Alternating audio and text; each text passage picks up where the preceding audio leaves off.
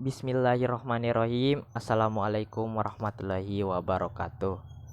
Perkenalkan, nama saya Muhammad Rian Isradi, NIM 1904010119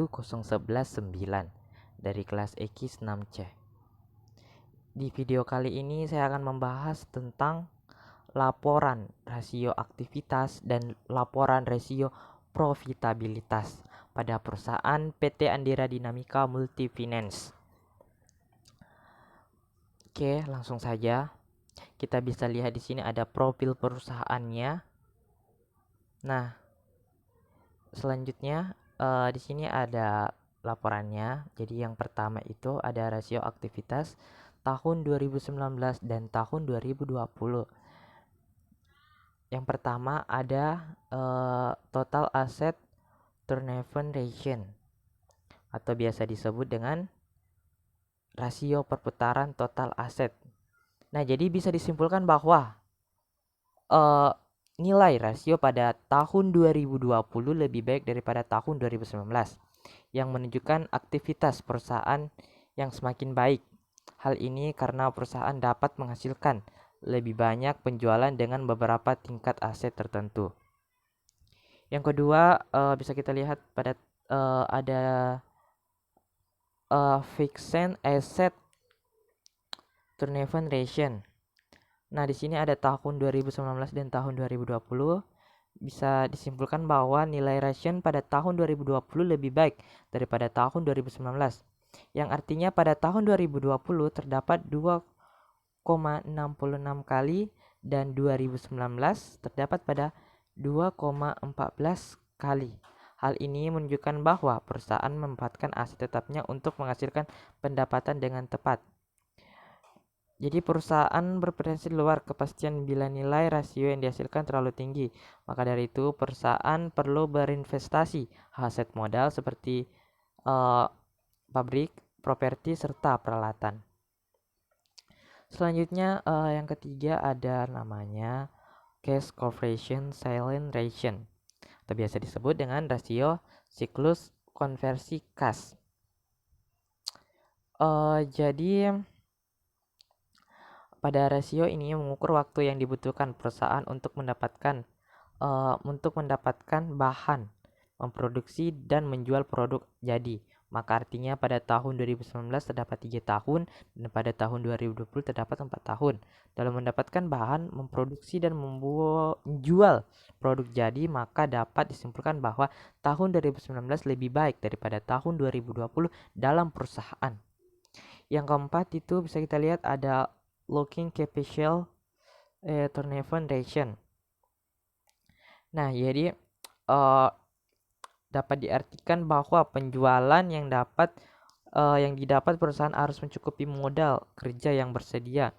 Dari penjelasan di atas itu, dari penjelasan nomor 4, bisa kita lihat dapat disimpulkan bahwa tahun 2019 lebih baik dibandingkan tahun 2020 karena menghasilkan modal kerja sebesar 2,92 kali, sedangkan tahun 2020 sebesar 2,85 kali. Selanjutnya ada inventory turnover ratio atau biasa disebut dengan rasio perputaran persediaan. Jadi pada perusahaan ini dapat disimpulkan bahwa tahun 2020 perusahaan lebih baik dalam mengelola persediaan yang ada serta perusahaan dapat lebih cepat menghasilkan persediaan barangnya per periode. Maka dapat disimpulkan bahwa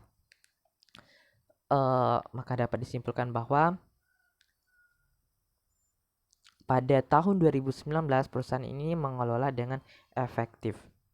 Selanjutnya ada yang keenam itu bisa kita lihat ada accounts receivable ratio atau biasa disebut dengan rasio perputaran piutang. Nah, jadi hal ini yang tinggi menunjukkan kebijakan kredit dan penagihan dipaksa yang baik, dan penjelasan di atas dapat disimpulkan bahwa tahun 2020 lebih baik dibandingkan tahun 2019 karena pada tahun 2020 perusahaan lebih efektif dalam mengelola penjualan yaitu sebesar 5 kali. Selanjutnya ada account ratio Account receivable ratio atau rasio perputaran utang. Jadi pada rasio ini tahun 2020 lebih baik karena pada tahun tersebut perusahaan mampu mengeluarkan uang lebih cepat untuk membayar kredit. Hal ini dikarenakan agar perusahaan dapat meminta diskon demi mendapatkan keringanan fasilitas serta telatnya persyaratan kredit dan seorang kreditor. Yang ke-8 di situ ada days payment outstanding atau biasa dengan DPO bisa disebut. Jadi pada rasio ini dapat diartikan bahwa tahun 2019 tahun 2019 perusahaan dapat membayar kreditornya selama 170 hari atau bisa disebut 5,6 bulan. Sedangkan pada tahun 2020 perusahaan mampu membayar kreditornya selama 135 hari. Maka dapat disimpulkan bahwa tahun 2020 lebih baik dalam membayar kreditnya karena lebih cepat. Yang terakhir ada days of selling outstanding. Bisa disimpulkan pada rasio ini dapat diartikan bahwa pada tahun 2019 perusahaan dapat menunjukkan waktu pengumpulan uang dari pelanggan. Nah, jadi pada tahun 2019 perusahaan membutuhkan waktu 86 hari untuk menagih pembayaran dari penagihannya. Sedangkan tahun 2020 perusahaan membutuhkan waktu 74 hari untuk menagih pembayaran dari pelanggannya, maka dapat disimpulkan bahwa tahun 2020 terlihat lebih baik dibanding tahun 2019. Selanjutnya ada rasio probabilitas. Yang pertama bisa kita lihat di situ tahun 2019, tahun 2020. Yang pertama ada rate on asset atau biasa disebut ROAR. Jadi berdasarkan penghitungan yang pertama itu menunjukkan bahwa ROAR pada tahun 2019 sebesar 6,0%, yang artinya setiap modal yang diinvestasikan dalam keseluruhan aktiva dapat menghasilkan keuntungan sebesar 0,060. Kemudian pada tahun 2020 ROAR mengalami penurunan sebesar 2,5. Hal ini terlihat dari tahun 2019 sebesar 60% menjadi 3,5% bila dibandingkan dengan standar rasio industri sebesar 30%. Hasil perhitungan ROAR PT Andira Dinamika Multifinance Tbk memiliki kinerja dapat dikatakan masih sangat kurang baik. Selanjutnya ada rate of equity atau biasa disebut ROE. Nah, jadi berdasarkan hasil perhitungannya menunjukkan bahwa ROE pada tahun 2019 sebesar 26,1%. Artinya setiap dari ekuitas pemegang saham dapat menghasilkan lebih laba setelah pajak sebesar 0,24 ribu. Kemudian pada tahun 2020 mengalami penurunan sebesar 13,2%. Hal ini terlihat dari tahun 2019 sebesar 26,1% menjadi 12,9%. Bila dibandingkan dengan rata-rata standar industri ROE sebesar 46%. Hasil perhitungan ROE PT Andira Dinamika Multifinance pada tahun 2019 dan 2020 memiliki kinerja yang dapat dikatakan masih sangat kurang baik. Yang ketiga itu ada net profit margin atau NPM. Jadi berdasarkan perhitungannya menunjukkan bahwa NPM tahun 2019 sebesar 18,6%. Hal ini menunjukkan bahwa setiap penjualan akan menghasilkan keuntungan sebesar 0,186 ribu rupiah. Kemudian pada tahun 2020 NPM mengalami penurunan sebesar 7,8%. Hal ini terlihat pada tahun 2019 sebesar 18,6% menjadi 10,8%. Bila dibandingkan dengan standar rasio industri 20%, hasil perhitungan NPM PT Andira Dinamika Multifinance Tbk, maka dikatakan bahwa kinerja dinilai masih sangat kurang baik. Selanjutnya ada gross profit margin. Jadi bisa disimpulkan perhitungannya menunjukkan bahwa GPM tahun 2019 sebesar 66,8%. Kemudian pada tahun 2020 mengalami penurunan sebesar 2,1%.